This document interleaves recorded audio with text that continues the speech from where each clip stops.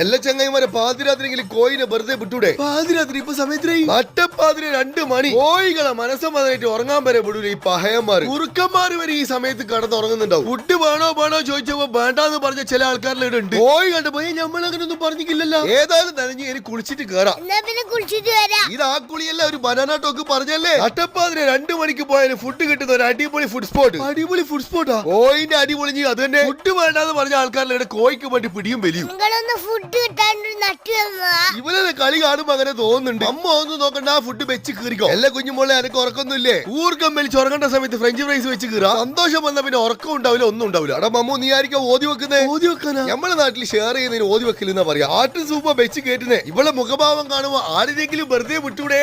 നട്ടപ്പാതിരിയായാലും പച്ചാപ്പകലായാലും സന്തോഷത്തിന് സമയമില്ല, കാലമില്ല. എന്നും ജനത്തിരക്കുള്ള ദുബായ് ദേര സ്ട്രീറ്റിലെ അൽഫ റെസ്റ്റോറന്റ്.